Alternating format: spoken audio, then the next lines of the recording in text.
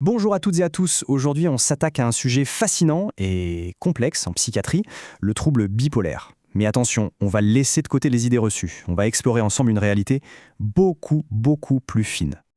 Alors, le trouble bipolaire, est-ce que c'est juste, disons, des sautes d'humeur extrêmes? On a tous un peu cette image en tête, comme un simple interrupteur on-off entre la joie et la tristesse. C'est une bonne question de départ, mais on va voir que la réponse est bien plus subtile. Parce que justement, la réalité, c'est un vaste spectre. C'est ça le grand changement de perspective. On ne pense plus en termes de cases bien rigides, non. Il faut plutôt imaginer un continuum, une sorte de dégradé d'expérience liée à l'humeur. Ok, première grande idée. Il faut aller au-delà de la simple opposition manie-dépression. On doit sortir de cette vision en noir et blanc. Et pour ça, il faut rendre hommage à des pionniers, notamment Ago Pakiscal. C'est lui qui a vraiment popularisé cette idée de voir la bipolarité, non pas comme une catégorie, mais comme une dimension. Alors qu'est-ce que c'est concrètement ce fameux spectre bipolaire ? Eh bien c'est tout un éventail d'états d'humeur. Ça va de traits de personnalité très légers qui ne sont même pas considérés comme une maladie, on parle de formes subsyndromiques, jusqu'à l'autre extrême avec des épisodes très sévères qui peuvent vraiment bouleverser une vie. C'est cette immense étendue qui est la clé de tout. Bon, maintenant qu'on a l'idée générale, essayons de mettre un peu d'ordre là-dedans. Pour s'y retrouver dans ce spectre, il y a des points de repère, des classifications. C'est un peu comme si on dessinait une carte.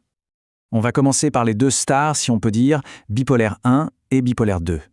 Pour le type 1, le mot-clé, c'est manie. Un épisode de manie, c'est une exaltation vraiment intense, qui peut aller jusqu'à la perte de contact avec la réalité.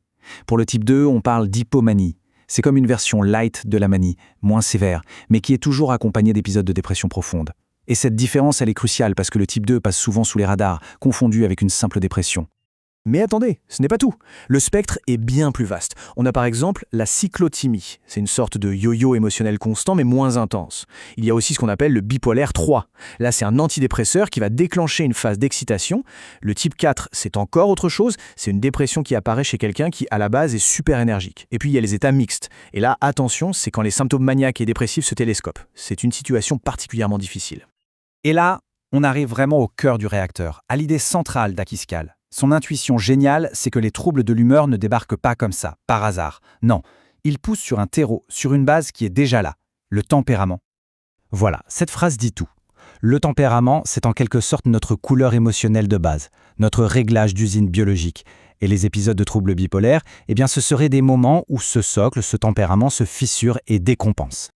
Akiscal a donc décrit 5 de ces couleurs de base. Il y a le tempérament hyperthymique. Ce sont des gens pleins de vie, optimistes, des entrepreneurs nés. Puis le cyclothymique, très sensible, l'humeur change vite, un vrai baromètre émotionnel. On a le dépressif, qui est plus en retrait, plus pessimiste, l'irritable, comme son nom l'indique, qui s'emporte vite face à un obstacle, et enfin l'anxieux, toujours sur le qui-vive. Le point super important à comprendre, c'est qu'aucun de ces tempéraments n'est une maladie, pas du tout. C'est juste un type de personnalité, mais qui peut rendre plus vulnérable au développement d'un trouble bipolaire. Maintenant, on va mettre le microscope. On va aller voir ce qui se passe à l'intérieur, dans la mécanique du cerveau. Comment est-ce que tout ça, ces tempéraments, ces humeurs, se manifestent au niveau des neurones? Et voici l'idée la plus importante de cette partie. Le problème n'est pas tant l'humeur elle-même, mais sa régulation. C'est le thermostat des émotions qui est déréglé. C'est la capacité du cerveau à mettre les freins, à calmer le jeu qui ne fonctionne pas correctement. Pour que ce soit bien clair, on va prendre une analogie, celle de la voiture. Imaginez, le système limbique, au fond du cerveau, c'est l'accélérateur des émotions. Et dans le trouble bipolaire, cet accélérateur a tendance à s'emballer, à rester coincé. D'un autre côté, on a le cortex préfrontal juste derrière le front. Lui, ce sont les freins. C'est ce qui nous permet de contrôler nos impulsions. Le problème, c'est que ces freins sont moins efficaces, ils sont sous-actifs. Alors qu'est-ce qui se passe quand on a un accélérateur à fond et des freins qui lâchent? Eh bien, c'est la perte de contrôle, la machine s'emballe. Et s'il vous plaît, oublions cette vieille idée d'un simple déséquilibre chimique. C'est beaucoup trop simple. C'est plutôt comme un orchestre symphonique où tous les instruments sont désaccordés. C'est une cacophonie. La dopamine, le glutamate, le GABA, la sérotonine, tous ces neurotransmetteurs sont impliqués.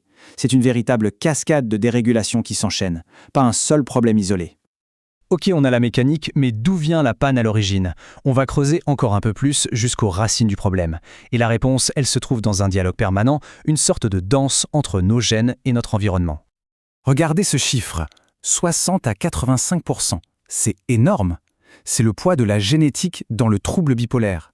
Ça veut dire que le risque est très fortement influencé par l'héritage familial. En fait, c'est l'un des troubles psychiatriques avec la plus forte composante génétique. Mais attention, ça ne veut pas dire qu'il y a un gène de la bipolarité. Ça n'existe pas. C'est beaucoup plus subtil. Il faut imaginer des centaines de petites variations génétiques. Chacune, toute seule, ne fait pas grand-chose. Mais quand elles s'additionnent, elles créent une vulnérabilité. Et ces gènes, ils touchent à quoi ? Eh bien, à des choses fondamentales, comme la façon dont les neurones communiquent entre eux, ou même notre horloge interne, nos rythmes de sommeil. C'est là qu'intervient l'environnement, avec un concept fascinant, l'épigénétique. L'analogie est simple. Les gènes, c'est le plan de la maison.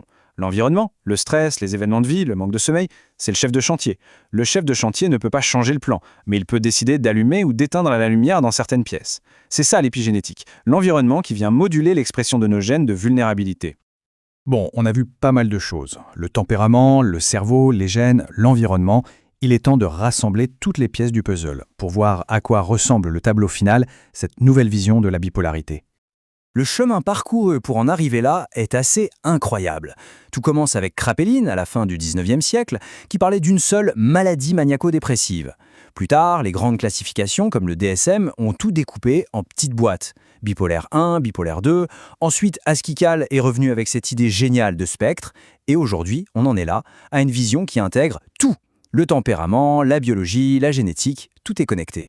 Et tout ça, ce n'est pas juste de la théorie, loin de là. Ce changement de regard a des implications énormes. Ça veut dire qu'on peut repérer les signes plus tôt en s'intéressant au tempérament.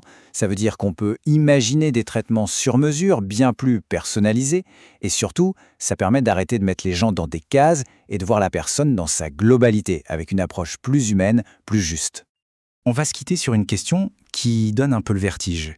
Si le point de départ de tout ça, c'est le tempérament, c'est-à-dire une part de ce qui fait notre personnalité, alors où finit la personnalité et où commence la maladie ? La frontière devient tout à coup très très floue. Et c'est peut-être ça, la grande leçon de ce modèle en spectre. Il nous force à questionner nos propres définitions de ce qui est normal. Merci d'avoir suivi cette exploration.